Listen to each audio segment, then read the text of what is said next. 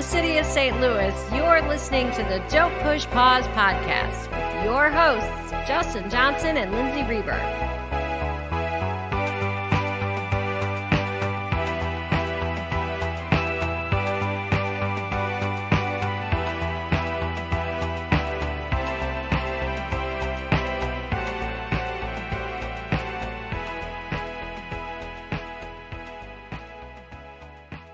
Welcome to the podcast. Welcome back, everybody. Hello, Justin. Hey, Lindsay. How you doing? I'm doing all right. I've been enjoying this trip back to the 90s. Yeah. With our feature film for this week. Yeah, we did the Hughes Brothers, Dead Presidents, and I remember when we did that movie, we were like, why don't we just do Menace to Society? It's their best movie. But I knew that we'd circle back to it eventually, and here we are. Yeah. And I'm very excited because this movie was a big deal for me when it came out. As an aspiring young filmmaker, reading about these guys making a movie in their 20s kind of blew my mind, and it seemed to make it accessible to somebody who is not quite that age yet. I feel like in the 90s, there was a time when things felt way more accessible than what they do now as far as filmmaking goes. Now it feels like maybe it's a crapshoot if your film's going to get picked up, but in the 90s and 92, 91 being the youngest filmmakers to make a Hollywood feature film, that's certainly something that's really inspirational. Yeah, and also to make a first feature that is as slick as this one is. And we'll talk about that a little bit later on, but I'm excited to do this episode. It's been a while since I got to revisit Menace to Society, and I'll probably talk a little bit about how different this movie appears to me now than it did 30 years ago when this movie came out, which is crazy that this is the 30th anniversary of this film. It doesn't feel that old. No, it doesn't. Yeah, and I saw this for the first time as an adult, so I don't think it impacted me on a level of watching it as someone who was 18 at the time watching this or younger. So looking back on it for me now and watching it, revisiting it, is going to be completely different, I know, from your first viewing experience. And listening to the Hughes Brothers and the writer Tiger Williams, hearing interviews of them retrospectively, I think that there's some interviews that came out like a year or so ago, in them speaking on this movie, being in their late 40s, early 50s versus 20 and 24-year-old making a studio picture. That was where I found the most insight, is looking back on this and them pointing out things this is where I learned how to do this, but I do it completely differently now. But basically Menace to Society was a giant learning curve where they tried a bunch of different things and originally thought that it didn't turn out that well, which of course by the film's release was not the case at all. Yeah. Well, we'll talk about how this movie got made. We'll talk about the Hughes Brothers. We'll talk about this cast and the casting of the movie, which was really interesting. You know, some of the people in this movie have gone on to be well-renowned actors, like many first features by directors. You know, they discover talent. Kind of talk about the legacy of this movie. I know that we'll dive into some themes and kind of the underlying messages that are going all throughout this film, and from the filmmaker's perspective and the characters involved, it does feel very young.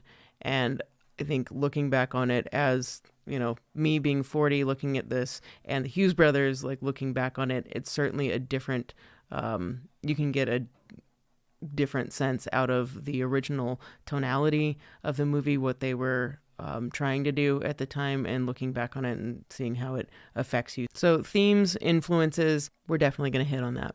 So after our Menace talk, we'll get into our picks of the week. And this week I did a little something different. I have a twofer, 2 movies for my pick of the week, but kind of highlighting director Matty Rich, who was even younger than the Hughes Brothers when he made 1991's Straight Outta Brooklyn, and then he went on to do The Inkwell with Lorenz Tate several years later. His movie was different from Menace because it is a very low budget version, and the acting is him in the movie and several actors that he was able to get together, and it's not as well made. It's not as slick. The acting's not as good, but it still has maybe even more sense of realism because it looks more gritty and isn't as flashy as Menace to Society, but wild to think that this teenager cobbled together some money and was able to do a feature-length film in his neighborhood. So I wanted to highlight Matty Rich for my pick of the week. And you stole that inkwell right out from underneath me. Yeah, sorry, I saw you. I think I messaged you before you messaged me saying when you were looking for picks of the week. I'm sorry. I guess I didn't. I must have never gotten that text. Yeah, I guess not. Guess not. So instead of the inkwell, I chose Jason's Lyric, which stars Jada Pinkett and Alan Payne, directed by Doug McHenry. If I've seen it, it was a long time ago. I hadn't seen this movie in easily 20 years, so it was a nice revisit. I'll have to check that one out. You've been doing a good job of catching these movies that I haven't seen. You continue to dig in deep in these picks of the week. I think you do that to me every single episode. What was it? Back in Groundhog Day, like I hadn't seen Bedazzled, like me of all people, hadn't seen that movie. Well, it's good for us. We're seeing, usually I watch most of the movies you select, so it helps us out. Watch new movies or revisit movies. Yeah, they're new to us sometimes. Yeah. Well, as always, we'll get into our Murray moment. But before we go into our first clip from Menace to Society, Lindsay, can you give me your brief summary, your interpretation of what this movie's about? Kane and O-Dog are best friends. They ride with each other, they throw back 40s together, socialize with the same guys. They grew up learning from the examples set before them. They're two 18-year-olds who know an adult world, who've always been surrounded by drugs and violence within their neighborhood. Kane questions whether his predetermined life of crime is what he wants, while the more brash O-Dog couldn't care less to think about his actions, let alone kill someone for saying the wrong thing. Feeling trapped by his circumstances and the youthful notion of not considering one's mortality, Kane navigates whether he can leave this familiar life or if this is his unalterable future. While he does have some support from a few outside of his normal everyday concerns of drive-bys, drugs, and making a quick buck, Kane finds the struggle to escape what he's always known doesn't come so easily. That was a good summary. Yeah, thanks. I watched this movie a couple times. Yeah, I did too. I'm glad you were so observant when you're not just pulling the stuff up from IMDb. No, I did not. I appreciate it. Try to humanize it. Yeah. This movie should be really looked at like humanizing in a lot of ways because there's a lot of the characters are insensitive, but you chalk it up to being a youngster and not thinking about it. Yeah. Well, we'll get into that. Let's go to a clip. We'll come back. All right. Hey man, so you like my little tape, don't you? Yeah, that shit was cool, nigga. Yeah, nigga, that's your problem. You should have carried to the wax point. You could have did it much better. Oh shit, nigga, it's all about O-Dog, nigga. I'm larger than that nigga Steven Seagal. I'm gonna be a big ass movie star off that shit. Look, nigga, I told you to stop showing the fucking tape. Man, why you keep on bitching about my tape, man? God damn, ain't shit gonna happen. All right? Damn. And we just gonna find these little marks and smoke them. Shit ain't that hard. As long as it ain't no crowd. Look, I'm not killing no kids or no old folks, all right? Hey, man, who the fuck gonna be old out there 12 o'clock at night, man? Shit, nigga, I'll smoke anybody, nigga. I just don't give a fuck. Shit, I'm gonna hit this shit, nigga. Look, all right, not me, all right? I'm not killing no kids. And you know what, nigga? You acting like a little bitch right now. You acting real paranoid and shit. Now these motherfuckers smoked your goddamn cousin in front of you, nigga. Blew his head off in front of your face, and you ain't gonna do shit? You acting like a little bitch right now, nigga. Man, fuck that, I ain't letting that shit ride. We gonna go ahead and smoke all these motherfuckers. I don't care who the fuck out there. God damn it, is you down, nigga? Man, both of y'all shut the fuck up. Both of y'all acting like some motherfucking bitch shit. Scared to peel these punk ass niggas' cap. Man, give me my motherfucking joint, nigga. Fuck you, nigga. Now, we've done several episodes on this podcast of filmmakers doing their debut, and some filmmakers have like a really long history. I mean, Tarantino was 30 when he made his first feature, so when we did the Reservoir Dogs podcast, there was like sort of like a lot of history about what he was doing years leading up to his feature film. With the Hughes Brothers, they were barely out of high school when they made Menace to Society, but it's shocking that they actually have somewhat of a resume. They had done a few music videos for Tupac Shakur, who they wanted to be in Menace Society. We'll talk about that later. but they weren't just coming from nothing. They were wanting to become filmmakers. They'd already made a short film. It still kind of boggles my mind that this is a film made by such young individuals. And their initial inspiration for wanting to be filmmakers, first of all, I mean, you're twins, okay, but that you also both have an interest in filmmaking is pretty cool. And I can only imagine when that starts so young, like age of 12 for these guys, that is going to be something that sticks with you. And I think their first short was when they were 14, but they were heavily influenced by movies. They both loved movies. In Menace to Society, every time they talk about this movie, there will at least be one reference to some movie that they loved growing up with that had a major impact on this film. But their original inspiration came from when actually, seeing black directors like Robert Townsend or Spike Lee, that they had actually made movies and being like, hey, that guy looks like me. I can make movies too, and that's my interest. So when you're influenced by, at this point, what do they have? Like Superman, the original Superman, and gangster films like Scarface, but heavily influenced by Scorsese films. A few years before Menace would be Goodfellas, and Goodfellas seems to be the one, along with Taxi Driver, that has the most times that I feel like I've heard any director talk about.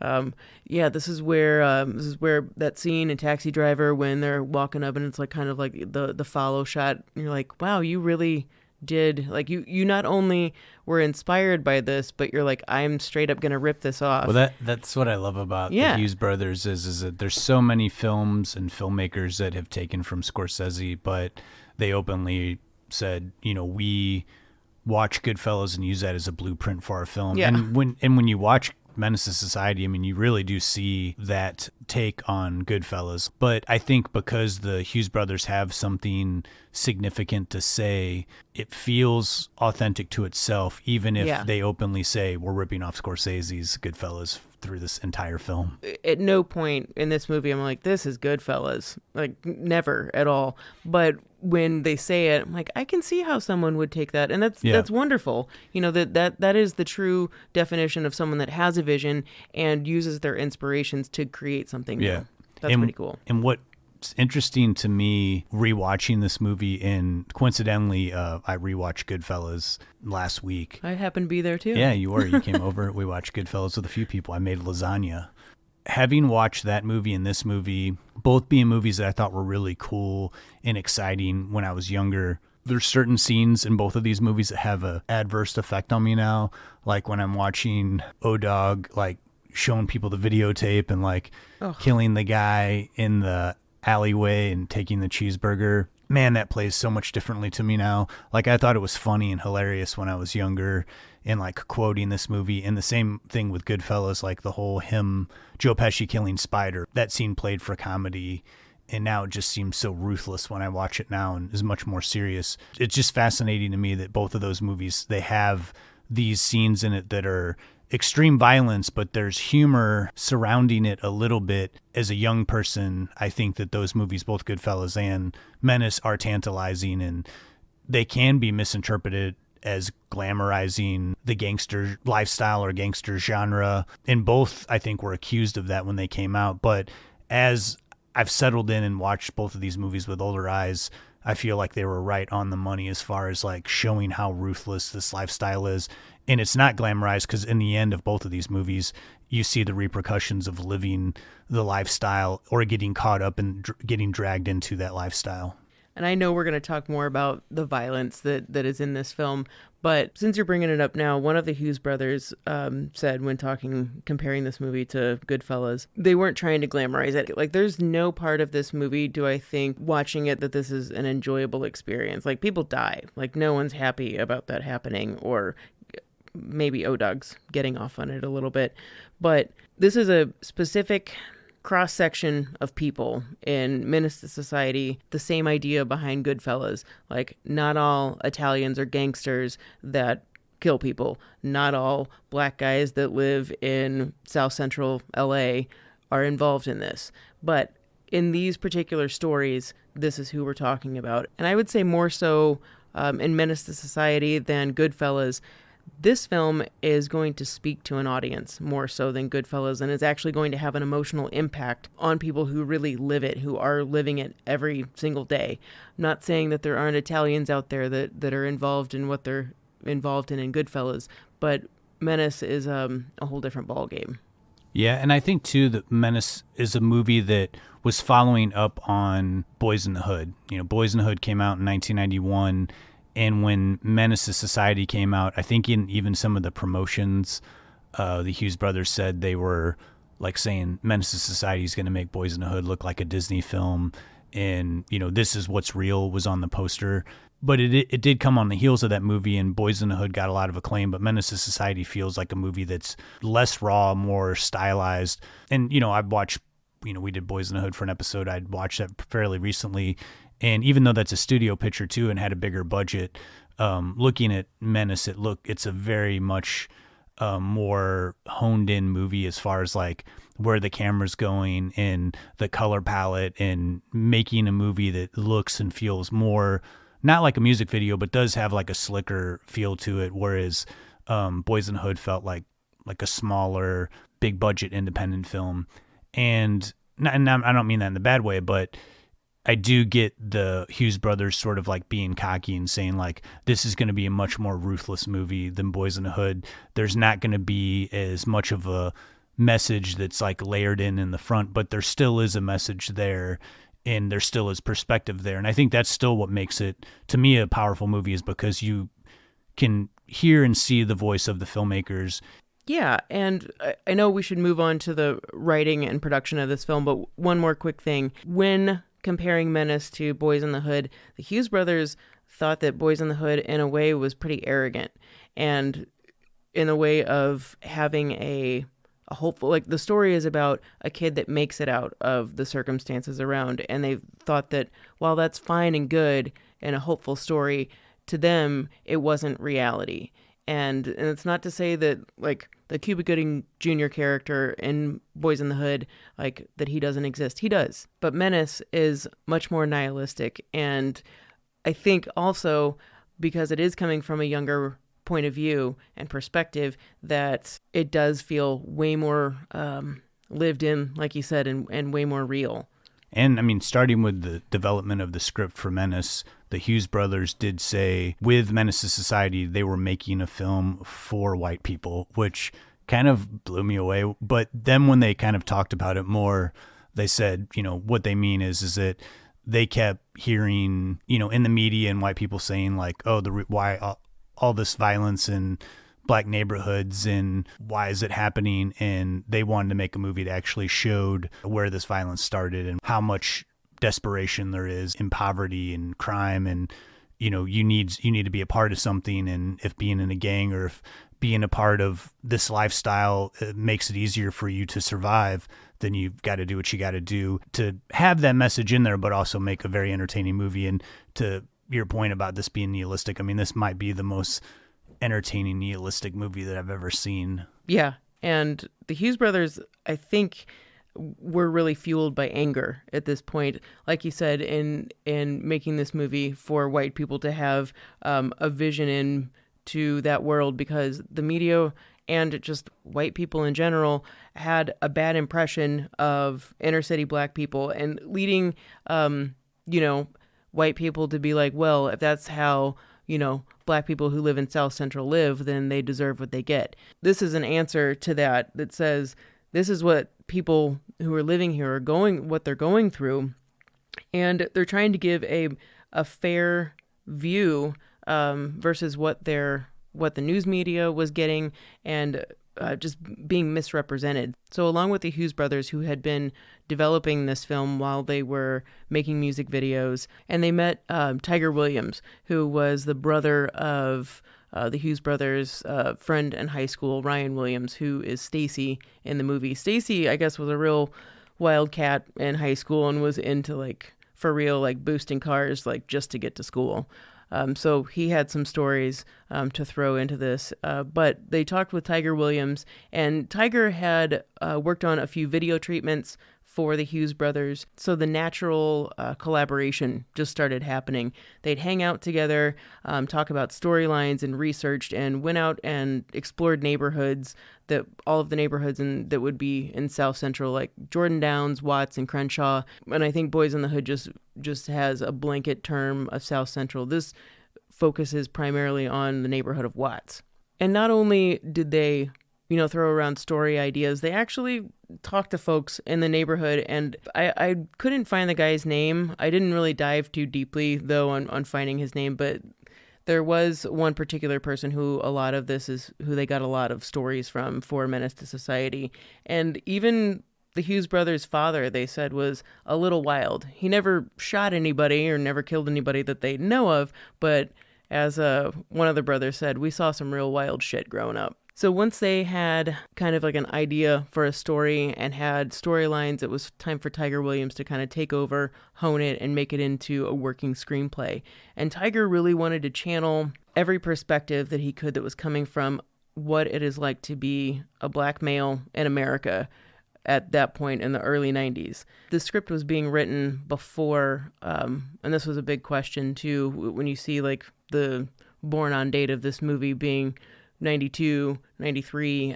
The script was being written before the 92 LA riots. So Tiger Williams wanted to be the voice for guys in this particular neighborhood. And this feeling that, and I think that this persists even today, that being born black in America is to already be born with PTSD. Sadly, don't think that sentiment has really died at all. And even the way that this movie is written when it opens, the convenience store killing, which is a very high tension opening. At the time, very, very topical. There was a lot of racial tension between Koreans and black people. And in 91, there was a Korean convenience store clerk. She was like maybe 50. She shot and killed a 15-year-old black girl named Latasha Harlins and didn't really get a very hard sentencing at all. Like she got like probation. And there was already a wave of racial tension between black people and Korean people in the Watts neighborhood, and this only intensified more in South Central Los Angeles. And I think this opening is a direct reflection of that. They're showing what's happening for real in these neighborhoods at this exact moment in time, which not a lot of movies do. There's always a reflection. And this movie in and of itself is a narrator's reflection of his life, but it's very present at the moment, and I'm sure, as we know in America, racial tensions all over have not subsided, and this is 30 years later. So this was really a hot button movie when it came out. And I think is still the reason why it feels very raw now, if not more so than when it came out. And that LA was already a hotbed for racial tension and violence, gang activity, drugs, police brutality. All of these things existed even before the LA riots. So when the riots did happen, just frustrations and tensions absolutely blew up. As anyone who was alive and watching news media at that time, even from a slanted or non-slanted point of view, you could see the visuals of what was going on. And there was just a general sense of not having anything and just being kind of left behind, and so much hatred, and just the sense of what was going on in LA at that point was so just dark and dismal. And even though this movie was being written at the same time, it was already happening. The riots happened, and then this is the product that comes out of that. But it's like, it's not like this movie happened because there was a huge explosion. It's just the state of affairs in LA at that point. The Hughes brothers borrowed from Goodfellas in a way of having a narrator, and Kane narrating the story really works for me because he is taking us into his perspective. We're just following him around, and he's narrating like, this is what happens in my neighborhood. Even though his actions in this opening scene where he goes in with O-Dog ends up murdering the convenience store owners, Kane, runs out first, but he still meets up with O-Dog later. He's not, he knows that O-Dog killed two people. And even when he says the narration, he says it so frankly of like, you walk in just to get a drink and then you walk out accessory to murder. And that just happens sometimes. It's just something that he knows exists in his world and then takes us through his childhood through flashbacks of, you know, his father, watching his father deal drugs and kill somebody and his mother do drugs, and moving in with his grandparents. You know, he's already been exposed to so much tragic events, you know, in his life before he's even 12 years old. So, you know, we're seeing a quick development of like how someone goes from innocent kid to like cold-blooded killer. And I do love too that we don't get a backstory on O-Dog. Kane just tells us he's America's worst nightmare, young, black, and doesn't give a fuck. It makes the O-Dog character so much more scary. And also in the fact too that he looks so young. He's like this young, handsome dude, but is just like such a ruthless killer. It makes it even more scary. I like the way that Kane kind of swims through this movie. He gives us, it's sort of a day-to-day on what his life is like for an entire summer. But then at the same time, we see through the movie that his relationship with O-Dog starts to split. And you can kind of see toward the end of the movie, people are kind of annoyed with O-Dog. O-Dog has a few friends that think it's cool that he's got a tape, that he stole the convenience store tape of him. Sell like this for $59.99. It's crazy. It's crazy. No, what? It's crazy that he has this, that he took the tape and he's showing it to people. And when you're watching it, you're like, man, this is so messed up. But then at the same time, this stuff happens today, you know, where people are doing crazy stuff and putting it on social media. In that scene, though, you can see how Kane looks at him like, what, dude? No, you're not. Or he's almost horrified. And I think how we set up these two characters, because O-Dog is so extreme, how Kane reacts to him when he thinks that he's like can't believe what he's doing, he looks like the good guy. And it's not to say that Kane isn't a good guy. It's just everyone is a product of where they came from, what they grew up with, the fact that all of these behaviors are normalized. You know, again, the only reason I'm comparing Goodfellas is because the Hughes brothers bring up Goodfellas so much when they talk about Menace. And Taxi Driver, with the narration. But you know, with the Henry Hill character in Goodfellas, he's narrating. He brings us into the gangster lifestyle of Italians, but his is more of like a glamorized version at first. But there's no glamour in the beginning of Menace II Society. He gets pulled into it because Kane's cousin gets shot in front of him, and he gets shot himself. And then O-Dog's like, you know, I know where these guys that killed your cousin are.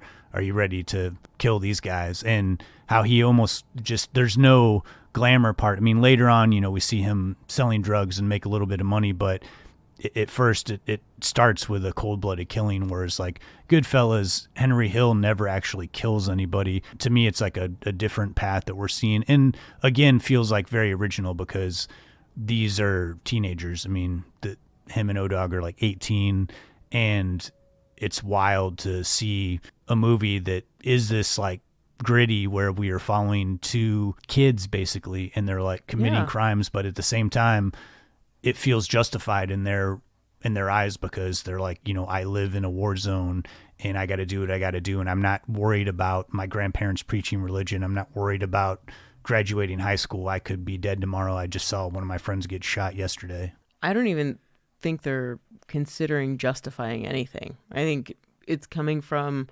a young adult's point of view where you're not thinking about living or dying. I mean, when Kane's grandfather just straight up asks him, like, such a poignant spot in the movie, do you care whether you live or die? And he's like, I don't know. I mean, to be faced with that, and he means that too. It's not he's just trying to blow off his grandfather. Like, he means that. You know, there's a lot of criticism of like, why do people shoot each other over stupid things? And it's like, well, when you only have your reputation, that's all you have. You don't have ambition. You don't have an idea of a brighter future. You know, you don't have money. You don't have safety. You don't have a well-rounded family life. So why should you care? Yeah, someone thinking that you're not going to defend yourself or think you're a punk or whatever, like that's enough to kill somebody. How a lot of the characters don't value their life until the last moment when it's about to be snatched away from them. And I do like that the script peppers also other opportunities, like with the Jada Pinkett character. She knows that her boyfriend's never going to get out of jail, but she has a child with him. She wants to move to a different city. She wants to get away from everybody. And there's a confrontation where she wants Kane to go with her, and he says flat out, you know, you're acting like Atlanta. That's where she wants to go, is like some other country. And he's like, it's the same there. I'm still going to be black in America. But also what the scene's playing out is that she wants to leave these people that she knows behind because she can't get out. If she stays in this neighborhood, like, she's always going to be involved with Kane's friends, and Kane's friends are going to get him in trouble. And she sees the bigger picture, where Kane is just like, more of a fatalist. Like, I don't think about what's going to happen tomorrow. If I'm not going to stress about these things. Do you think they set up Jada's character to be, because she's certainly from, like, these are all her friends. I mean, there's a party at her house one night, but she's still the most responsible one there. Do you think that they set her character up because she had a kid? Is that what made her, like, stand out and be, like, the more responsible, like, person in amongst this friend group that's like, Kane, you gotta, she doesn't say that expressly, but, like, she wants to take him away, and because she sees that there is goodness within him, and knows that his heart isn't in it, he's just doing what he has to do. Do you think it's because she had a kid? Is that what they're trying to say? I think also too, they're trying to show that, yeah, Kane does have goodness in him. I mean, he has spent years taking care of her, because the person who looked out for him is in prison when he was growing up, has some sense of honor, where he's like, I'm going to make sure that she's okay and that the kid is okay, and I'll buy him gifts. So they develop a relationship that's not sexual at first, but is platonic, but at the same time, there's deeper feelings, because she knows that her boyfriend's not getting out of jail. He's not going to be able to be a father to her son, but Kane has a good connection with her kid, and there's a potential for growth there. It tries to do that balance between showing Kane out on the street and what he has to deal with, and then his relationship with Jada's character of, I want to look after them, but I don't want to get in too deep with them because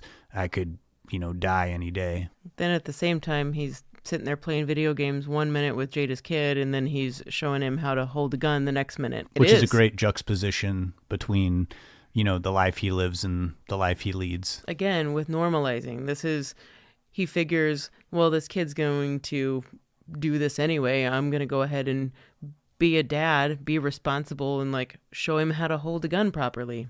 And we're going to go deeper on some of the themes and also go behind the shooting of this movie. But before we do that, the Hughes brothers have to sell this script. And they had somewhat of an in with producer Darren Scott, who had produced one of their music videos. They approached him with the script, and he immediately showed interest. Darren Scott had previously had a project with New Line that fell through, but he still knew some folks at New Line. So he passed the script over to Bob Shea, head of New Line, and didn't really know what to think, if it was how it was going to go over, really, but it was put in to do a weekend read. I hadn't ever heard that phrase before, weekend read, but it means we're going to get to it in a couple days. We'll let you know. But evidently, Bob Shea gives him a call pretty soon after receiving the script, and said he cried after reading it. And at that point, Darren Scott was like, we got this. New Line's going to do it. And especially when Bob Shea is going to react like that. This is a movie coming from two young first feature filmmakers.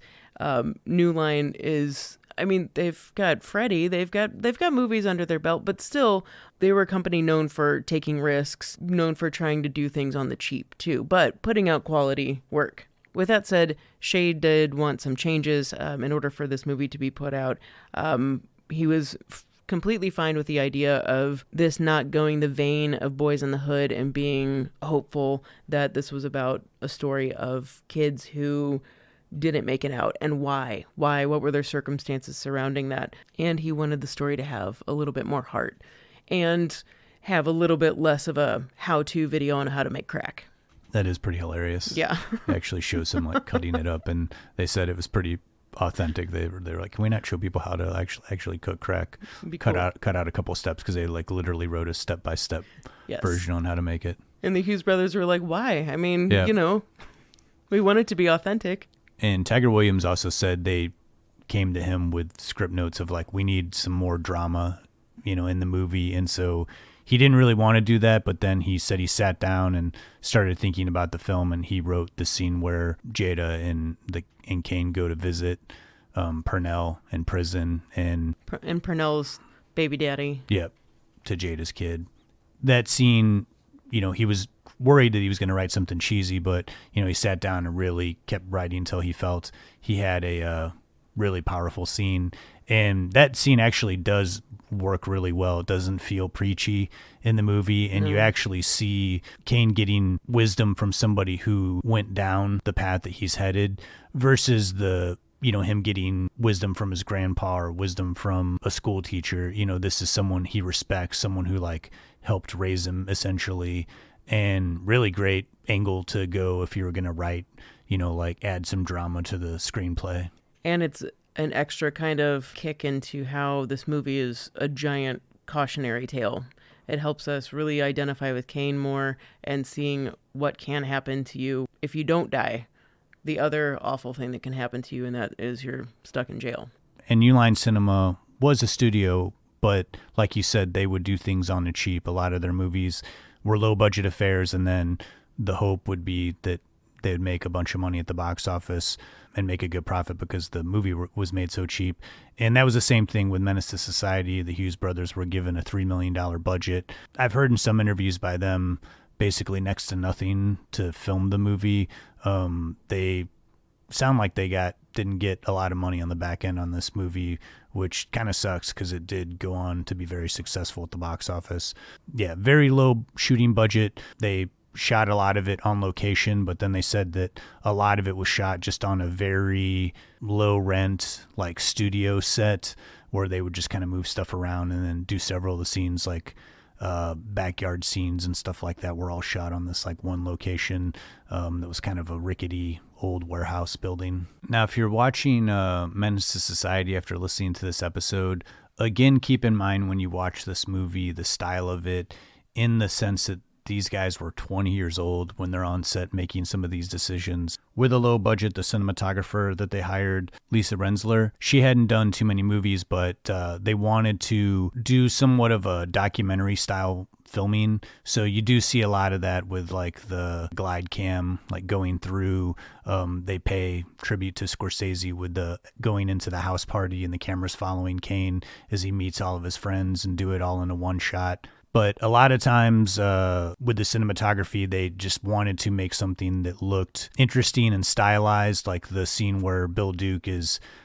questioning Kane.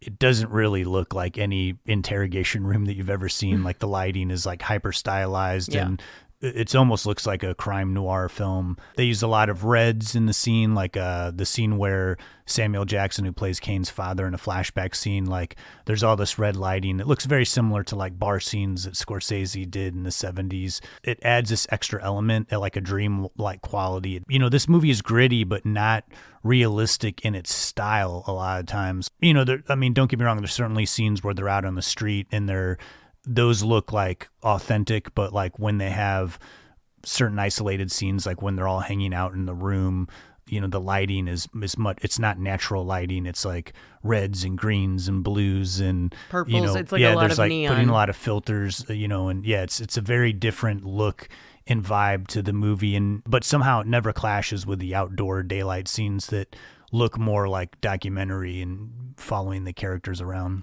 And the Hughes brothers said that every scene has a different kind of color scheme. It's all going on the same dark tones, but the dark colors are going to dominate pretty much every scene that's not during the daytime. One reason they did this was, one, to make it feel vibrant and lively, but another aspect was to make it look slicker and more expensive than actually what it really was. Which I think they really succeeded with that. Yes. It does. It is a wildly slick film for $3 million budget. It looks like a much more expensively made film. And at the same time, they're also using real lighting when they had it available to, in some instances, it's too dark in some scenes, but using real lighting that they had, whether it's at a gas station or just regular daylight, using the heat that's coming off of a fire to see how that's going to impact the visuals. I think all of the experimentation that they were doing, getting out all of these ideas, even though they were throwing a lot of things out there, I think it left them feeling periodically like they didn't know what they were doing. But half the time when they felt like they didn't know what they were doing, they'd go back and look at the dailies and be like, okay, actually that worked. So there's several moments of violence in this movie that all feel very realistic, but then the very end of the movie, when Kane and his friends are getting shot at, they do slow motion, and it's a very different tone and vibe than the rest of the movie.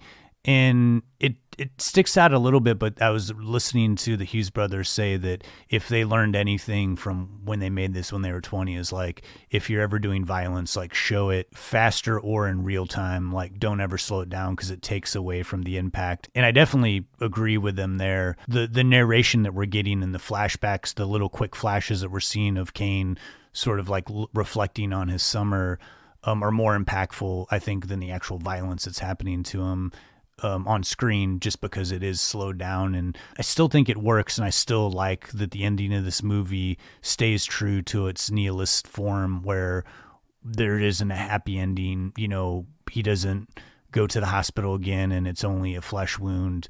You know, this is the end of his life, the end of his story. I think how the Hughes brothers save that, because I agree with you that the slow motion doesn't capture how awful it is.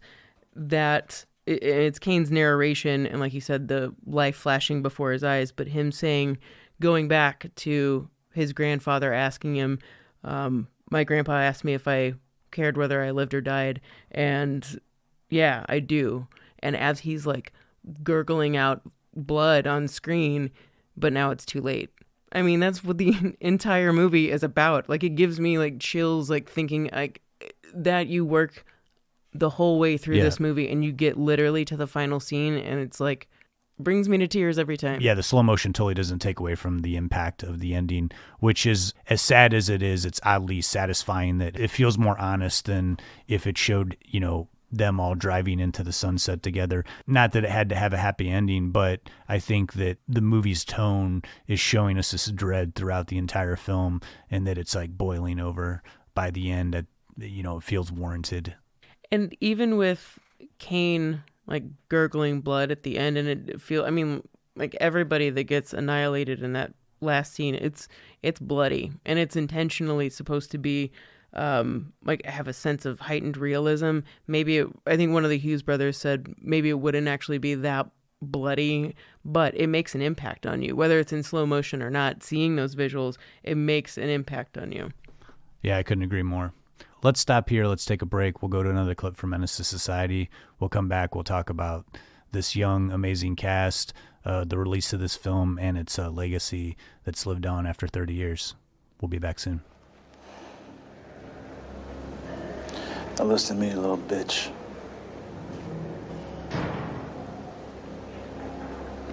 I'm going to ask you some real simple questions, and I want some real simple answers. You understand?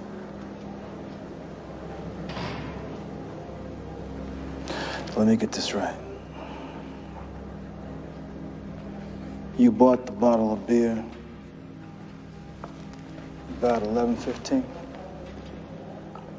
Yeah, I bought the beer and I accidentally dropped it. You bought the bottle of beer at 11:15? At 11:15, 11:15. Then why wasn't the bottle cleaned up? Why did we find it still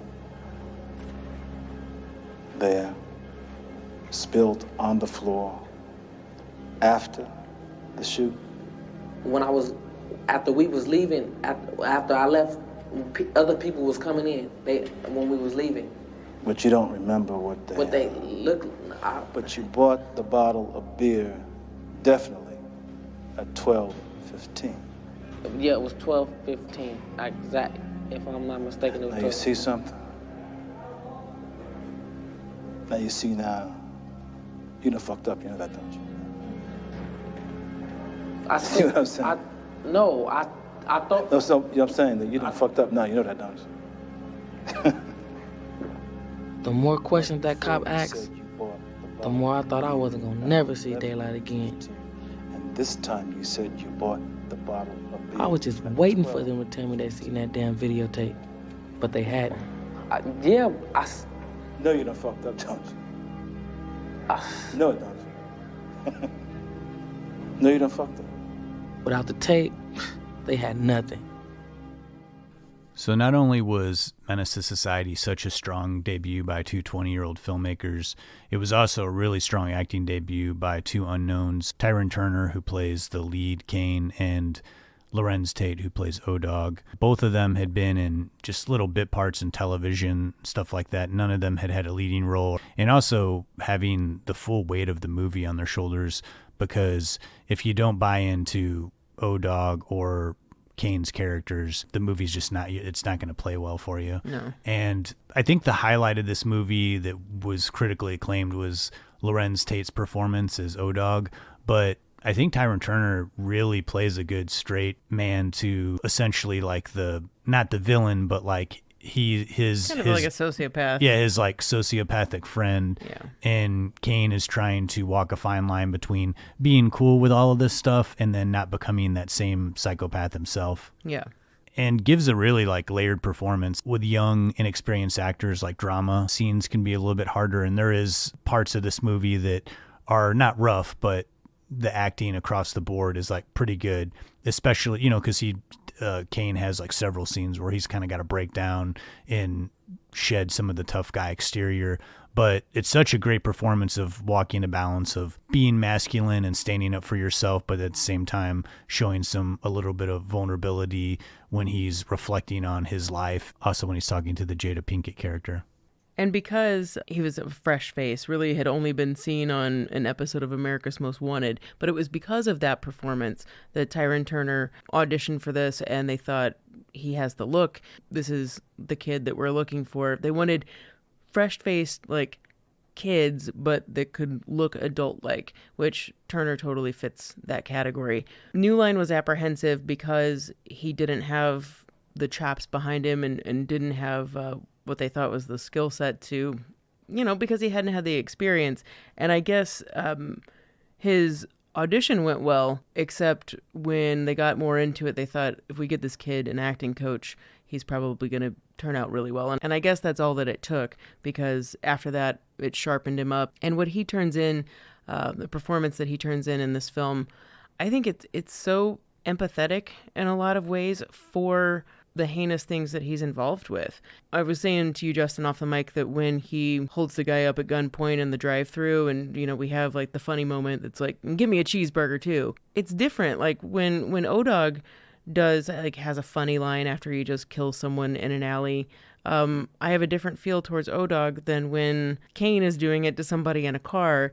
It's like he still has this innocence about him, because I don't actually believe that Kane is going to kill this guy. I think he's going to rob him, and I think he's going to get the cheeseburger, but I don't think he's actually going to kill him. I mean, he is a menacing character. He has the capability to be a menacing character, but I think that to be able to portray what is underneath, what's at the heart and soul of your character when you have a hard exterior, that takes some depth. And yeah, Tyrone Turner really turns it in. Yeah, and there's this constant parallel between him and O-Dog. Like we see, like you said, O-Dog kill someone and make a funny joke, and then we see Kane's character do something similar, only not kill him. But then toward the end of the movie, we sort of see Kane pummel somebody almost to death, and then we also see him kind of coldly tell a girl who he's got pregnant, like, it's not my problem, it's not my baby. Like, you see him kind of shutting down, and you see him kind of adopting the coldness that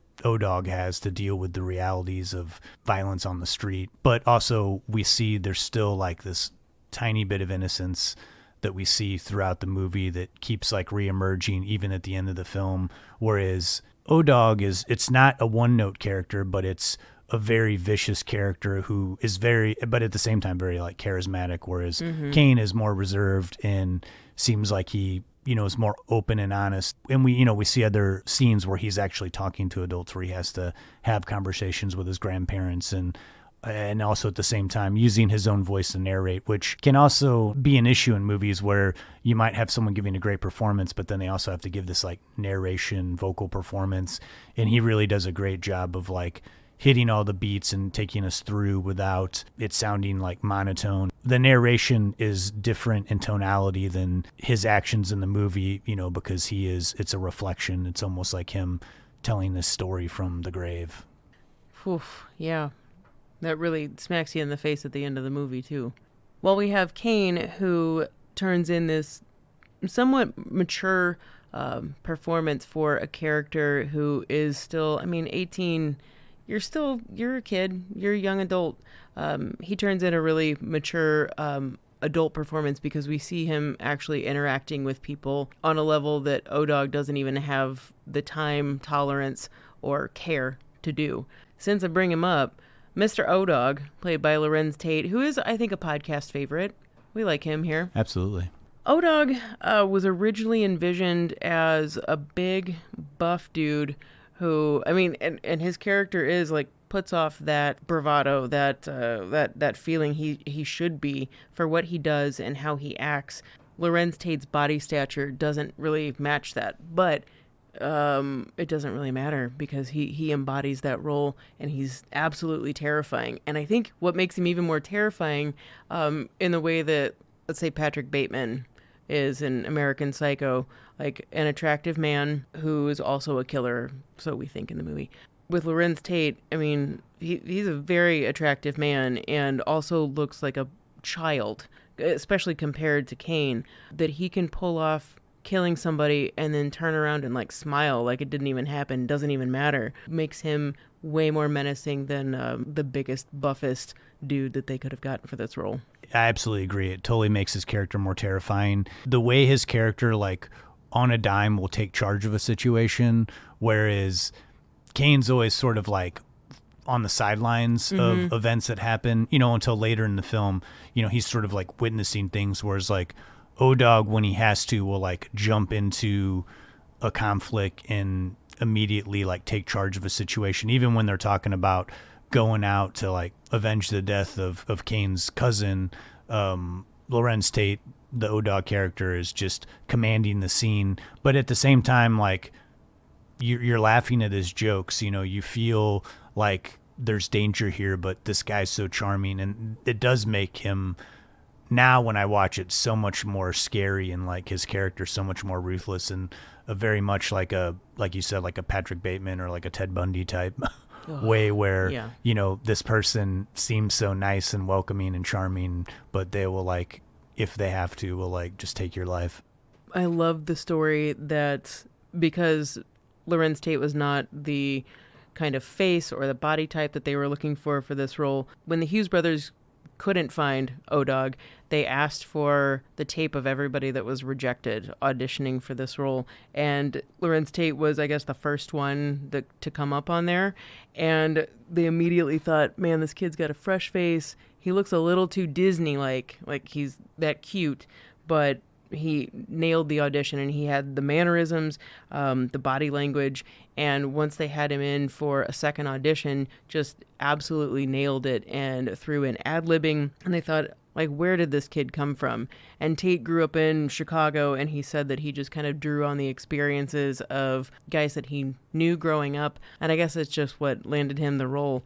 I do wonder if they went through any more of the tape or if they stopped it, Lorenz. I don't know.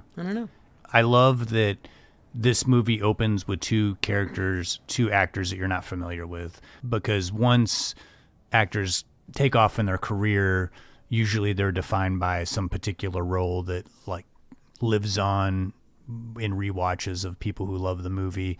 And when this movie opens, it's like you're not familiar with these two actors. We are now, but when this came out, it was awesome to see like two completely unknown actors, because it did make the movie feel so much more like realistic and gritty.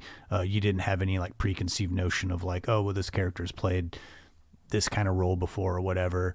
And Lorenz Tate did go on to work with the Hughes Brothers again in a movie that we covered in a different episode, Dead Presidents, but also one of my favorite romantic comedies from the 90s, if you consider it romantic comedy, Love Jones. Lorenz Tate, just has a ability to not age, but has this really great range of being able to play someone who's as ruthless as O-Dog and charming, but then someone like Darius Lovejoy, who's like the smooth, kind of the person that you wish you could be that cool. You know, I wish that the Hughes brothers would have gone on and Lorenz Tate would have been like their De Niro and Scorsese together, but his performance was so believable that the extras and everybody that was involved with the shoot, and all of the extras in the background, everybody was from the neighborhoods that they were working in.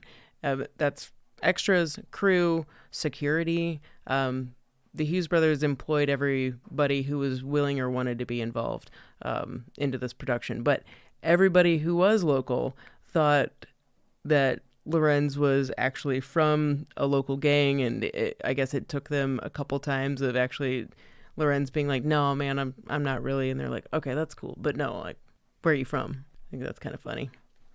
In this movie, it doesn't make much time for a female perspective, but we do have the character of Ronnie, played by Jada Pinkett, who adds a depth to this movie with her performance. We see the Kane character when he's a kid, when he's telling his story in the beginning, and then Ronnie's character has a child close to the same age as Kane was when he begins his journey, talking about his story when he grew up and around violence. And we see that him trying to break that at a moment, like taking care of Ronnie's kid, but then at the same time later on in the movie he's kind of showing him how to hold a gun, a real gun, like he was showed earlier in the film.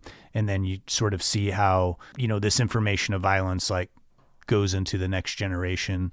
And Ronnie's character wants to end that. She doesn't want to go down the path. She doesn't want to see Kane go down the path. And she's really the only person that Kane seems to listen to. She goes to see him in the hospital twice. Seems to be the only voice of reason for him that he listens to in the movie. You know, he always has people talking to him like what he should and shouldn't do, but her character is the one who's like possibly going to take him out of his situation. And that's her plan. And she sort of gets her way. You know, he's planning on leaving with her, but then gets killed before that can happen. I do wish we had more Ronnie in this movie. I wish we had a little bit more of her with her son and her relationship with Kane, but there is enough in there. And I know that this movie is more about the bravado, at least it appears that way. Like it's more about these guys dealing with their manhood and like defending their own pride in the movie versus trying to find a way out. I do like that there's that element of the movie. Jada Pinkett was in quite a few movies in the 90s, and I think this is like one of her best performances. I like that later in the movie we see her character being like really, you know, she throws that party, but she's kind of like getting annoyed at all the aggressors coming at her and just like wants to put her child to bed and get the hell out of Los Angeles. And she's like just almost there. And also too, like I would have liked to see a little more of her and Purnell. Like we see her talking to Purnell in prison, but like what their relationship was and how they got to where they were. But I do like that this movie does have a little bit of a female perspective. It's not just 100% broed out like most Scorsese movies are. So I think that even though that the Hughes brothers were trying to emulate Scorsese in some ways, they actually added an element that Scorsese sometimes like just doesn't allow time for in a lot of his movies. It mainly stays focused on the males and their aggression or whatever their desires are. We should talk about that toxic masculinity after the cast. Yeah. Another thing with Ronnie, and I think that in the 90s and also when you have male writers, a lot of times female characters can be pretty one note and can be naggy, can become annoying in a lot of ways. One thing that's cool about Ronnie is that not only is she neither one of those things, but she is tough, smart, straight up, and has the ability to also be very real in a situation and like be down at the party. It's at her house. Like she's agreed to that, but still she doesn't lose control. She doesn't lose her cool. Even when she is annoyed.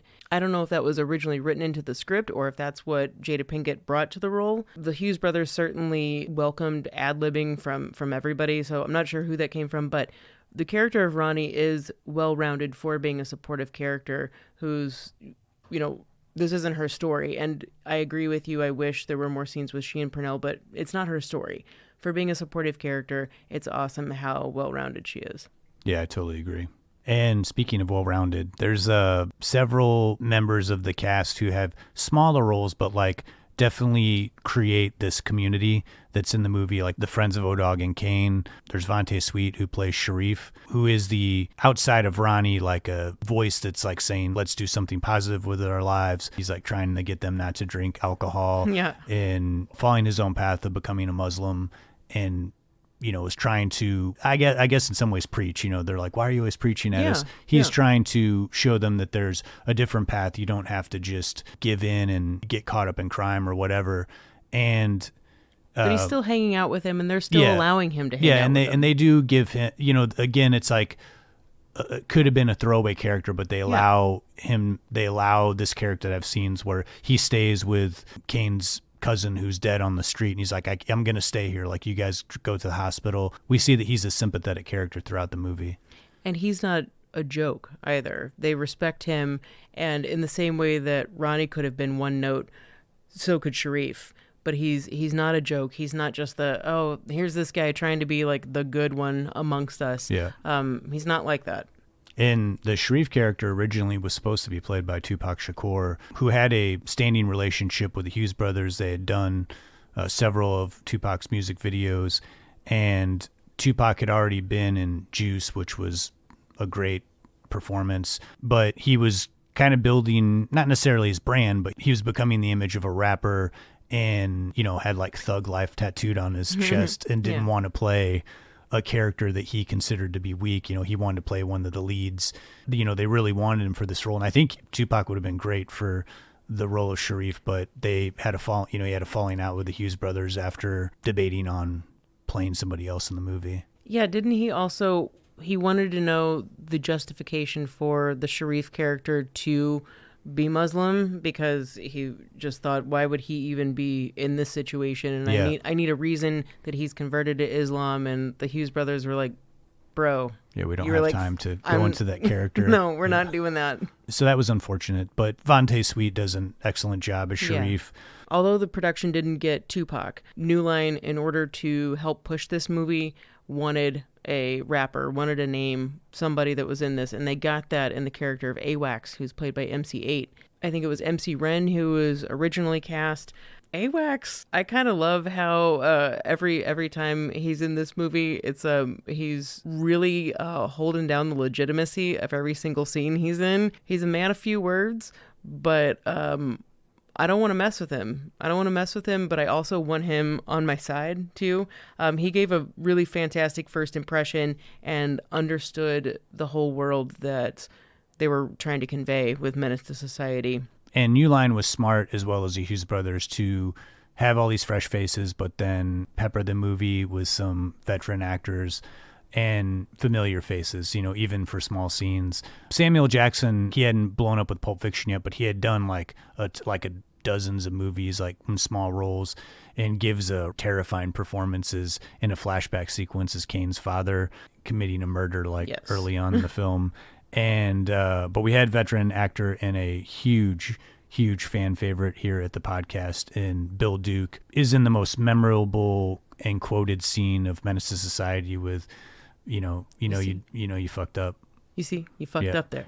And just a cool character, and it almost becomes like a different movie. Yeah. During that interrogation scene, it's like, for a minute I forgot everything with Menace to Society. I just feel like I'm watching a different film, and I mean that in a very positive way. It's just he really Bill Duke elevates the scene, as well as Charles S. Dutton, who maybe isn't as familiar now to people, but like whenever Menace to Society came out, Charles S. Dutton had a TV series called Rock on Fox. A little bit of drama, a little bit of a message, a lot of humor.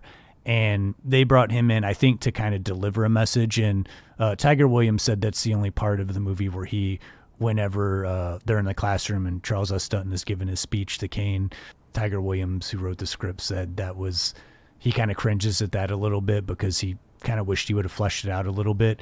But I still think it makes for a good scene. And Charles S. Dutton always has a presence. I mean, to me, because I always think of him as the Rock character from his TV show, he just has a way to like deliver that sort of monologue in a authoritative way, in a wise way, where you like kind of stop and you're like, okay, what's this guy saying? Like kind of preaching to Kane a little bit, but it doesn't come off heavy-handed or cheesy, I don't think.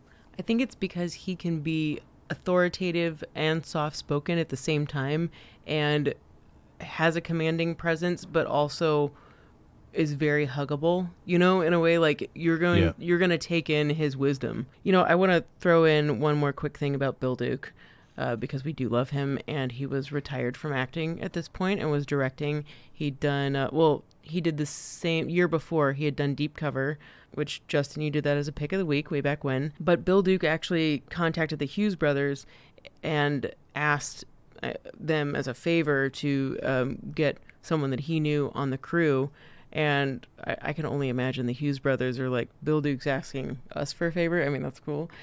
Yeah, we'll do that for you. Do you mind coming in for a role in the movie? And Bill Duke accepted. That's pretty cool. I'm sure that the Hughes Brothers would have, you know, accepted his request even if he said no to the role. Yeah. But it's still pretty cool. I would have loved to seen a spin-off television series of just Bill Duke's detective character. Like, you know, each episode is another interrogation.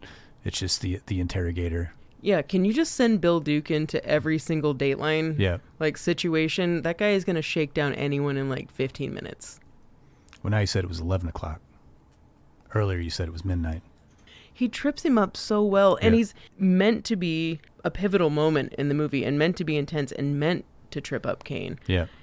It's a pretty menacing moment. Speaking of menacing moments, I know we need to round out the cast, but there's a lot of dark humor in this movie. And Tiger Williams said, you know, that was all his humor when he was mid-20s. Like, that was his style of humor. I see it in here, and I see it, and they're just, usually it's surrounded by acts of violence, and I just am like, I can't, like, I recognize it's funny, I just can't laugh. However, there's one part that continues to be friggin' hilarious to me, and that is Chauncey, played by Clifton Powell, when Chauncey is on his front porch, and I don't know what that white guy's name is that comes up to the porch. They're working out a deal. The white guy's asked Chauncey to do something for him, and the way that he commands that situation is absolutely emasculating. Just the way that he squashes the white dude, and also to learn that there was a scripted little bit scene here, but before they shot, Clifton Powell basically told the guy, like, just follow my lead. Like, they worked out a little bit, but he said, just follow my lead. Yo, nigga, what up? Nothing. Why you come through this motherfucker so early all the time, man? You said 1 o'clock? I don't give a fuck what I said, nigga. I don't get out of bed for 2:30. Don't come through this motherfucker so early next time, nigga. Understood. See what you got. This motherfucker here. Black Nissan Maxima. Yeah. 1990. It's gotta look exactly the same, okay? Yeah. They don't... Cool. Yo, Wax. Yo, nigga. Let me get some links with them grits, man. Hurry up. I'm hungry than a motherfucker out here. Go ahead, nigga. It's gotta be in excellent running condition, too, all right? Insurance company ain't gonna give you no money for a car that doesn't run. Can you hang with this? Yeah, I'll hook you up. All right. Be here tomorrow night about 10:30. I'm sorry. Are you sure you mean tomorrow night? Do I stutter, motherfucker? No problem. Tomorrow night, that's fine. Did I stutter, motherfucker? No, you're right.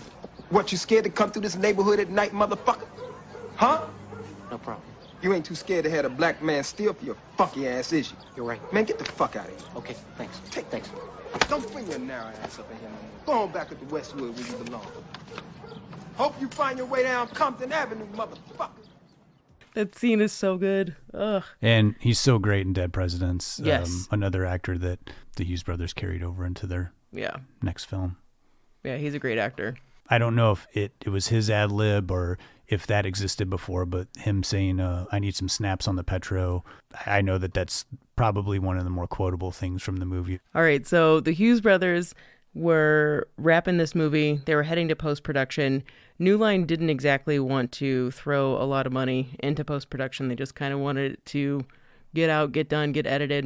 And there were a couple things that surprised me. One, learning that when the Hughes brothers got the footage back, Albert, who is the brother that is in charge of actually shooting the film, and Alan is the one who deals with the actors mostly. And I think we didn't mention that before because it's not how they operate nowadays. But back when this movie happened, that's how they differentiated their jobs. But when they got the footage back for all of this, Albert really couldn't face what they had. And he said for like a month went into a dark spot and just thought this movie is a piece of shit. And Allen sat down and looked at stuff and kind of got it together, talked to his brother, and other people were like, dude, you gotta get it back. You gotta get back on the train. And when that happened, they were able to bring back that collaborative process. And I mean, had it not been for Allen kind of taking the reins on that and roping his brother back in and being like, we can do this, I mean, who knows what would have happened.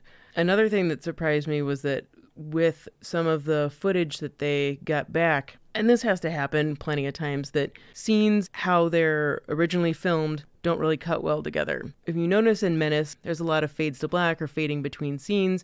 New Line hated it, but it was the only way that they could link a lot of these scenes together, because the hard cuts, it just didn't work. It didn't flow well. I think that it works really well in here. I would have never questioned that that was because of a specific problem that they had when getting the footage back. I think it totally works. The way it's edited and the way it's structured feels so loose, kind of a way a summer is. You know, I think they did a good job of showing it just like, well, I don't have a lot of responsibility.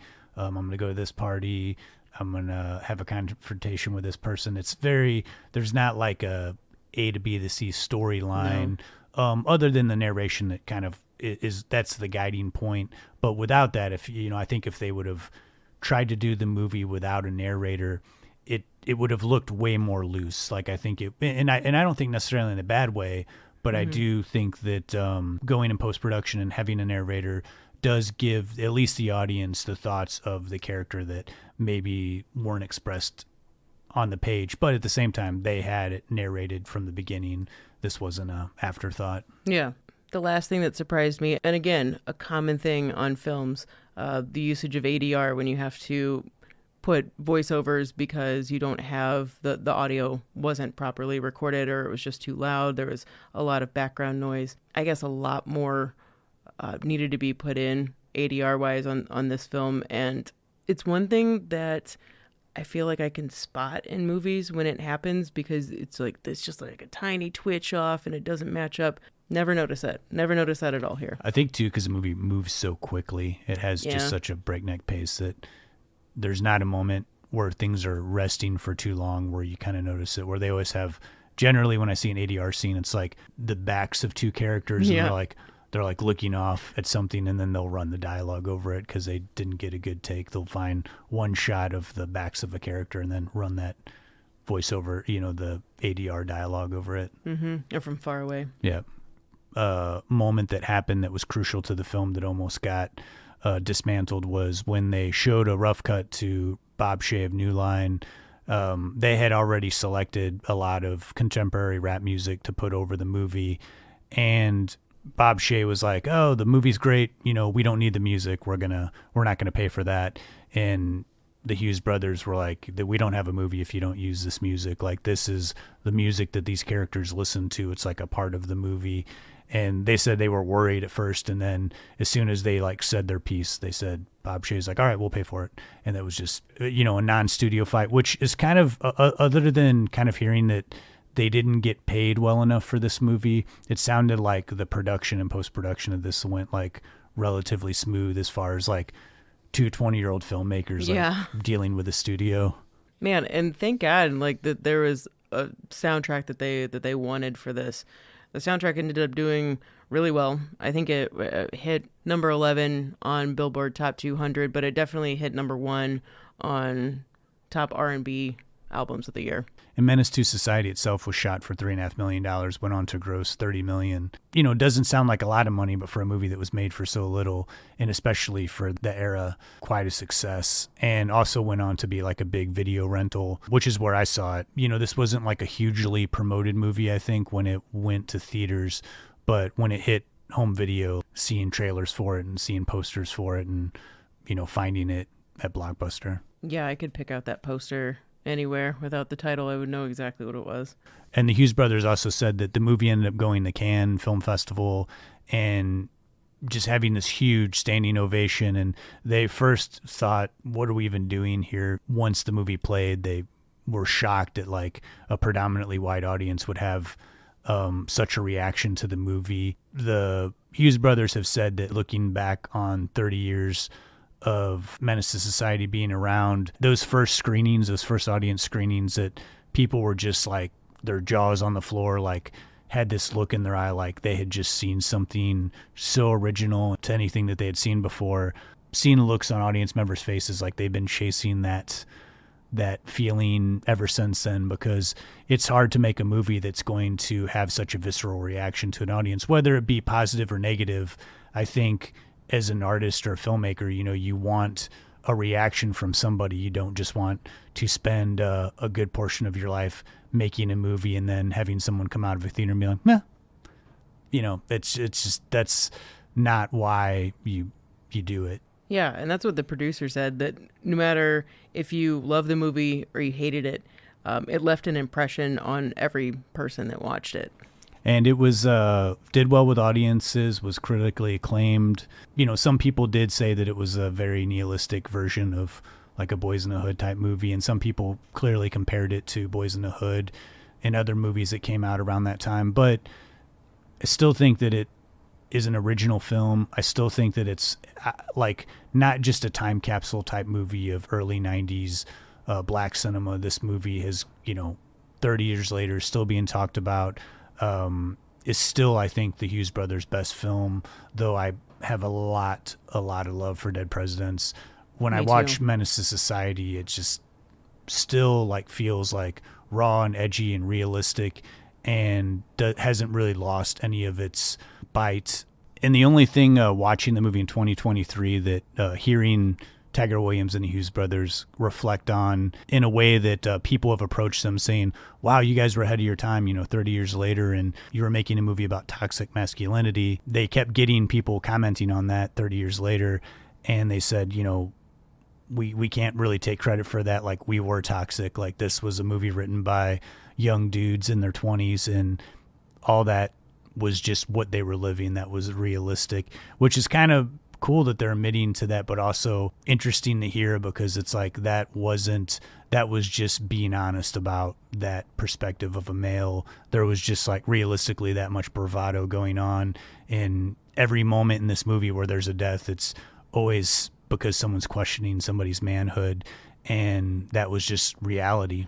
And kind of going back to the beginning of this episode where we talked about racism existing between Korean people and black people at the time, and the social upheaval that was going on in LA. They were writing everything that happened before the LA riots, and all of that feeling and everything was bubbling underneath. They didn't even know that the riots were going to happen. And the same thing with this toxic masculinity. It was just what it was. It was just in existence. They weren't thinking that they were being progressive. They were just speaking the truth. I do think a lot of what they have to say in hindsight is really enlightening when it comes to this movie. And I liked specifically that Tiger Williams and the Hughes brothers said that while this is a very important story to tell, it has its time and place, but this should not remain the only visibility for black men. This shouldn't be the only story that exists, that be the predominant story about black men. But this movie certainly very true to life for what these guys were writing for. Well, I think that's a good place to stop. We'll come back. We'll talk more Menace to Society with some final thoughts at the end of the episode, but let's go on to our picks of the week. Lindsay, I've got kind of a long-winded pick of the week, so do you want to start us off as usual? What can you tell me about Jason's lyric? Finally, you're going to do one that's long. I'm not just the long-winded one over here. Inevitably, though, I'll probably do two movies that are shorter than your one movie. But let's see what happens. Perfect. I must have seen this movie when I was too young to take it all in, because all I remember was Alan Payne and Jada Pinkett falling for each other. And the movie is marketed as more of a romance, but it's so much more involved and deeper than two people finding love for each other. But even the love story is much more nuanced than what's on screen nowadays. Jason and his little brother Josh grew up with a loving mom, Gloria, and a dad, who's referred to as Mad Dog, who returned home from Vietnam and was never the same. The boy's mom says of Mad Dog at one point, "He died in that war, just nobody buried him." And the idea of war-related PTSD is not the only hint of how people are affected by past trauma. This is all woven throughout the lives of Josh and Jason. We get tiny flashbacks of an incident which still plagues Jason through his nightmares, why his father died when he was only a boy, but the reason behind his trauma is not revealed until much later. The flashback usage in Jason's lyric is definitely not overdone. It starts out with only what we need to know, that something happened to Mad Dog when he drunkenly attacked Gloria in some bizarre attempt to win her back, but Josh and Jason were watching in the wings. Aside from these fragments of Jason's unconscious, the film's story takes place in present day. Josh has become a repeat criminal and is being released from jail. And who's there to pick him up? His steadfast, dutiful brother who's a rock for anyone who needs him and who always puts himself last. Jason has a solid job, and one could say he's the good brother. And for a story that depicts two polar opposite siblings, the characters are written with enough depth to be more than just one-dimensional. Alan Payne plays Jason as hardworking and ethical, but not a wimp. He's the perfect actor with the right chops, empathy, and look for Jason. He's not afraid to stand up to his brother. The childhood trauma he and Josh survived affected them in different ways, sending them on different life paths. Jason does have a sense of superiority over Josh, though he doesn't flaunt it. But when Josh is drinking and making terrible decisions, embarrassing himself, Jason does aggressively kind of shame his brother. And that's Jason's one character flaw. He has so much compassion for his brother and he wants him to do better, but the way he speaks to him when Josh is flailing only serves to send his brother spiraling. The familial codependency is palpable, and it's the reason Jason has always been the caregiver, and Josh knows Jason will never leave him no matter how badly he mucks up. And this becomes the crux of the film's finale, over Josh feeling like Lyric, played by Jada Pinkett, is taking his brother away. It never feels like Jason gave love a thought until Lyric walked into his life.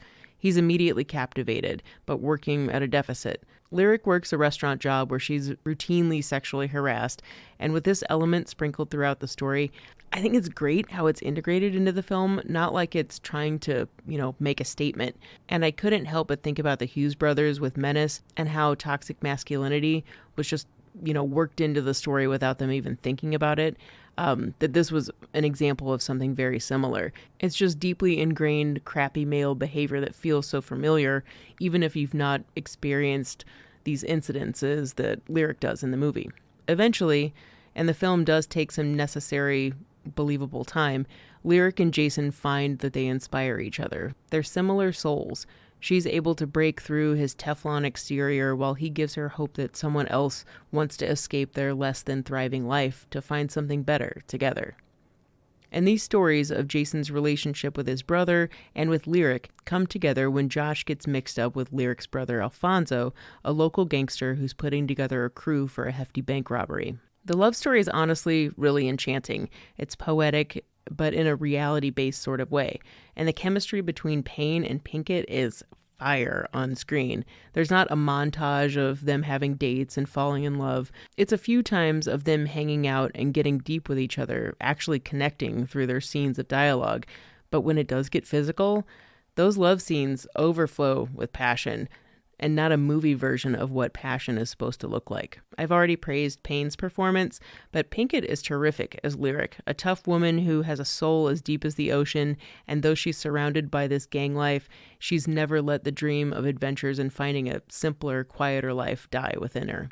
Pinkett's best friend and co-worker Marty, played by Lisa Nicole Carson, is worthy of bringing up too, because her performance is much richer than most movies would allow for a supporting role. She's accepted that the thug life that surrounds her and the gangster like Alfonso, Lyric's brother, is the best boyfriend that she can get. But when Lyric talks about Jason, you can see in her eyes and body saying, "Girl, you gotta hold on to this man."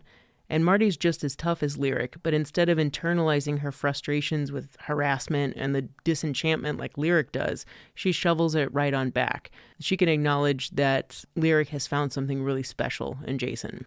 I need to circle back real quickly to Josh, played by Bokeem Woodbine. We talked extensively about his role in Dead Presidents, and while that was also a unique, semi-scary performance, the conflicted depths of sadness and despair, anger that he puts forth in Jason's Lyric really proves that Woodbine is a force on screen. Josh is ready to pop off or sink into a drunken, embarrassing situation at any moment. Yet Woodbine allows us to have sympathy for Josh, even though he's so toxic to Jason. You know the guy is troubled, and it's Woodbine that keeps you caring about him, even if his character is incredibly frustrating. Suzanne Douglas plays Jason and Josh's mom, and whose strength through being continually let down is nothing short of miraculous. Her relationship with Josh is not good, yet she still lets him sleep under her roof. And those two share some terrifically impassioned scenes that are so uncomfortable that I audibly gasped when there are moments of tension. But her relationship with Jason is refreshingly mature. It's nice to see a mother and son interact as adults and be supportive, but real with each other when Jason talks about Josh or Lyric to his mom. And even though he's only seen in flashbacks, the absentee dad to Josh and Jason, Mad Dog, is played by Forrest Whitaker, a wonderful casting choice in any film. Of course, a very talented actor all around, but to play an alcoholic, recent war vet with PTSD and a streak of violence, Whitaker makes you feel sympathy for Mad Dog. And almost 30 years later, and for all the heaviness contained in Jason's Lyric, the sentiments remain just as effective as ever. Everyone can relate to feeling haunted by their past memories, decisions, and mistakes, dealing with troubled family members and struggling with boundaries and learning when to put one's own happiness first. The film really stays focused on the two plots intermingling together versus the realities of the, horribly botched bank robbery. It's so uncomfortable when Josh ruins this bank robbery, and it's so awful, as he does in many things throughout the movie, that it's very difficult to watch. But along with the bank robbery and Josh's violent outbursts and other situations that are dealing with violence leave you going, did anyone not call the police in any of these situations? We kind of sidestep those aspects in Jason's Lyric, but it doesn't leave you feeling like you're missing something. Though there is violence, blood, and people do die, it does not feel like a hood film with the same messages as Menace or Boys in the Hood. Instead, this is more about the emotional investment, familial impact, and finding a sense of catharsis and healing, even if you might be left with some tears, and Lord knows I was by the end of this film. All I wanted at the end of this movie is for Jason and Lyric to finally find that bus that takes them beyond the confines of their Houston neighborhood. It's a beautifully shot film, and one that I hope people revisit if you haven't ever seen it, but it's definitely worthy to sit down and take in just a damn fine story. Yeah, this was a movie I thought that I had seen, and then I looked it up, and it's one that I definitely had heard of back in the 90s, but I missed it. So once again, I'll be adding your pick of the week to my watch list. Well, good. You always do it. You find all these movies that I somehow haven't seen. I think you're still winning on that one. Yeah. I think so. I like that we do this because these picks of the week help us watch movies that we hadn't seen from the past. It's totally true. And hopefully we're inspiring our listeners to do the same thing. I can only hope. You have 2 films to talk about, right? I do. For several years, I wanted to do this director spotlight on Matty Rich because I think his story is so unique, considering his age, and this felt appropriate to add to this episode because the Hughes Brothers were so young when they made their debut. Matty Rich, shockingly, was even younger than they were. He was 17 years old when he started making Straight Outta Brooklyn, which was released in 1991. And he was 19 when the movie was finished. So he was a year younger than the Hughes Brothers were when he finished his movie, which is crazy to me. And Straight Outta Brooklyn came out the same year as Boys in the Hood, and there's similarities between the two films, but this movie is not a slick studio picture, kind of gritty and low budget looking. Some of the acting is not great, but you kind of have to look past all that in the context of this is such a young filmmaker trying to tell a personal story. It's actually a pretty unique film, and the story that it tells isn't similar to a lot of the movies that came out around that time. It's about a black family living in the inner city in New York and Brooklyn. This kid who's a teenager, he has an abusive father. He wants to get his mother and his sister out of Brooklyn, and so he forms a plan. Him and his friends form a plan to rob a drug dealer to take the money, but when they do rob the drug dealer, it turns out it's a suitcase full of money, way more money than they could have ever imagined. And so now the drug dealer has other people coming after the teenager and his family and his friends. The movie kind of takes its time. It's not as exciting as the actual plot sounds, but still, this is a movie that is really worthy of watching just because of, one, how young the filmmaker was and how honest of a film that he made. So the movie wasn't so much a box office success as it was critically appreciated. It won special jury prize at the Sundance Film Festival. Jonathan Demme, when he won the Oscar for Silence of the Lambs, he name drops Matty Rich's name as future filmmakers who are doing interesting works. And Matty Rich, just the tenacity, like this sort of like young blind ambition that this kid had. He raised the money himself from family and friends. He used credit cards. He even did this drive time radio interview where he was asking people for money to donate to his movie, and he ended up raising like $75,000 from radio listeners' donations. Kind of wild. And after the critical success of Straight Outta Brooklyn, a few years later, he did his second and final film, The Inkwell, which stars Menace to Society's Lorenz Tate, Jada Pinkett, and also Suzanne Douglas from your pick of the week. Awesome. The movie was a period piece. It takes place in 1976. It's a much better production than Straight Outta Brooklyn, and he clearly had a budget. It was released by a studio, but it definitely looks like a movie that's made by a filmmaker who maybe bit off more than they could chew, but still successfully put something out. And it was a unique story for 1994. It's a black family from New York that goes to Martha's Vineyard to visit with a family member who also has a teenager the same age as their teenager, played by Lorenz Tate. And there it becomes a coming-of-age story. And the coming-of-age story part of the movie is great, but when the adults are talking is when the movie didn't feel as fleshed out. There's a lot of animosity because Lorenz Tate's dad supports the Black Panthers, and the wealthy couple's dad is a Republican and like has like pictures of like Ronald Reagan on the wall pre his presidency. Some of it feels kind of forced. I don't know what the script was like before it was filmed. I do know that the writer, who wasn't Matty Rich, was so unhappy with the finished film that he had his name changed for the release. I feel bad for Matty Rich because Inkwell came out and it wasn't as critically acclaimed. I mean, he was 22 when this movie came out, his second feature. He never made a movie again. I do know that he like got into like video games, so he was like producing and directing video games, and has like his own production company in LA. So it sounds like he's still doing really well for himself. But I just wanted to spotlight his work because it is wild to see these movies from such young directors. I mean, we've talked a lot about first-time feature filmmakers, but usually they're about, 26 to 30 when they put their first film out, not several years away from being able to buy alcohol legally. Wow, that really is pretty incredible. And to have Jonathan Demme give you a shout out, Matty Rich really must have had a moment when that happened. I've wanted to watch The Inkwell now for a little while, and I didn't know about Straight Outta Brooklyn. I feel kind of dumb knowing about Inkwell, not knowing about that. So I'm looking forward to checking these out. Yeah, supposedly Jonathan Demme visited the set of The Inkwell several times because he started to become friends with Matty Rich. Jonathan Demme sounded like a really cool guy, too. Yeah. And The Inkwell, I mean, despite its flaws, it's a pretty good watch, and it's crazy. Lorenz Tate looks like he's like way 12. younger. I mean, he looks way younger than he does in Menace to Society or Love Jones. I mean, they did you just don't see how young of a face he has till they put him in like teenager clothing and then have him next to another teenager who's like twice his size. He looks like he's like a little kid. It's so wild.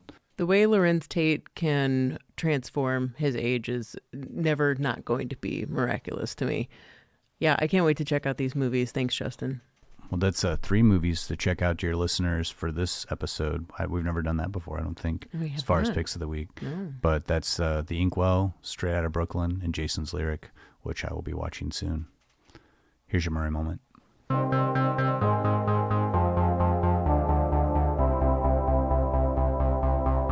Chicks dig me because I rarely wear underwear, and when I do, it's usually something unusual. I think I need a root canal. I'm sure I need a long, slow root canal. You gonna come and shake my monkey tree again? Oh, what does that old queen know? She didn't even chill. Hey, this is so scrumptious. Is this hand shucked? The flowing robes, the grace, bald, striking. That was fun.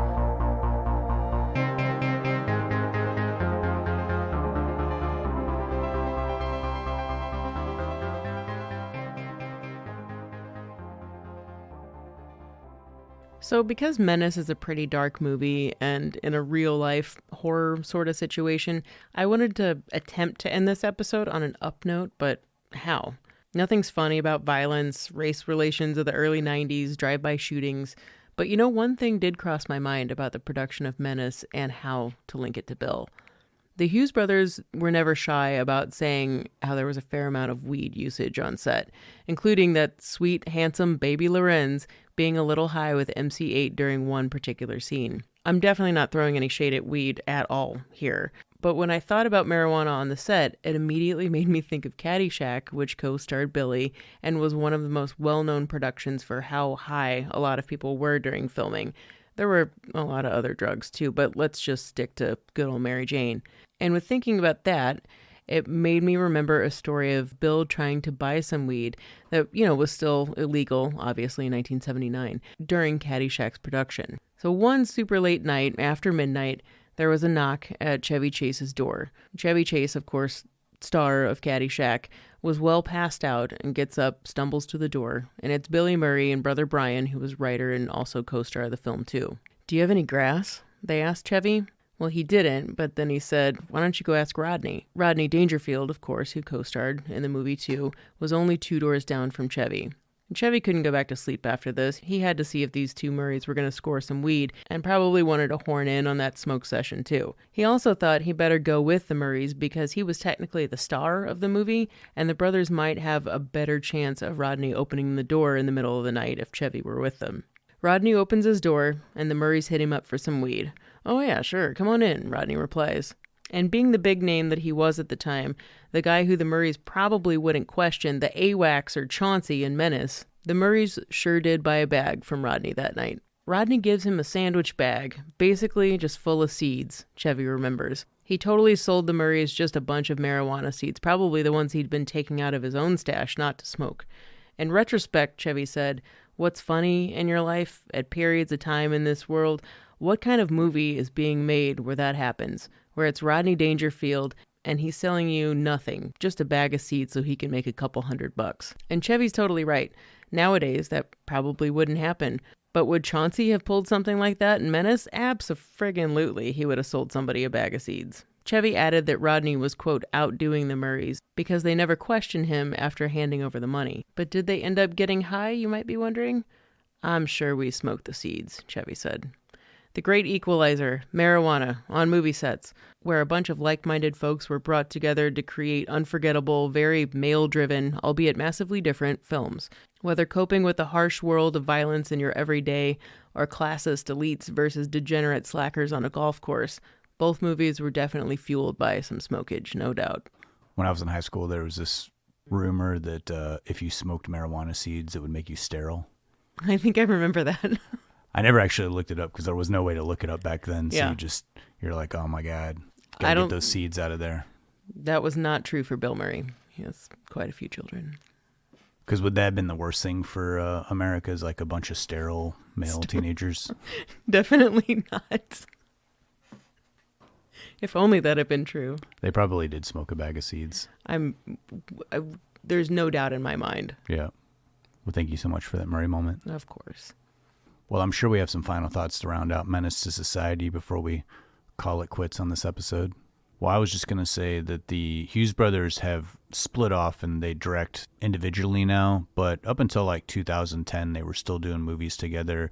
They did The Book of Eli with Denzel Washington. I kind of went back and watched some of their movies I hadn't seen in a while, and that one really holds up. I really enjoyed that movie, kind of one of those post-apocalyptic type films. But they also made a documentary called American Pimp that's really, really good. And the movie From Hell was like 2001. It had Johnny Depp and Heather Graham in it. And it's a period piece about Jack the Ripper. Mm. And, man, going back and watch that, it's a pretty unique looking and different kind of serial killer type movie. It's really worth checking out. It almost kind of has like a Tim Burton vibe to it as well. I really like that movie. Always had. My final thoughts are kind of scattered a little bit. One, we talked about a little bit on how this movie was already being written at the time of the 1992 LA riots, but I love that the Hughes brothers intentionally did not want to include anything relating to the riots in this movie. They refer back to Watts riots in the 60s, but not the LA riots, because they didn't want anything to be affiliated with that just as a standalone story. And I thought that was pretty respectable, and also something that people wanted them to put in the story too, and they intentionally kept it out. Yeah, when you watch the movie now, 30 years later, it totally feels weird that the LA riots aren't referenced, but I can understand when the movie came out, it had just happened not too long ago, and it was like kind of a fresh wound to, feel like you're kind of capitalizing on current events. But when you watch it now, it is kind of odd to see the Watts riots reference, but nothing with LA, considering it takes place in these neighborhoods, 1 year after the riots happened in LA. And I guess my only other two final thoughts have to do with the story. We talked a little bit about how the Hughes brothers were influenced by gangster movies like Goodfellas and Scorsese. But there's a scene in which Kane is in the hospital in Menace, and he's watching and really engrossed into this gangster movie. And the Hughes brothers wanted to make you stop and look at this and see that Kane was really taking this movie in, to communicate the idea that black men did not invent shooting cops, and that there were these white gangster movies that were happening way before any type of hood films. And these white gangster movies were glamorizing violence against cops. And also, this was unintentional, but also those movies were just as macho as anything else to come after them. I thought that was one of those sly things that the Hughes brothers throw in there. They're not hitting you over the head with a message, but they're making you go, hey, look at this. And another thing, this is pretty minimal, and there's no way I would have ever known this had I not watched the commentary. But there's a moment when a girl calls Kane in the middle of the night, and she says, "I'm pregnant," and he's really dismissive of her. And it's kind of one of those moments that you're like, oh, damn, Kane, come on, you should be better. But learning that in the story, in the original script, the girl's not pregnant, and all she's doing is she just wants Kane back in her life. But the girl gave such a compelling performance that it comes across as if Kane is really that cold, that he's not going to have anything to do with this girl.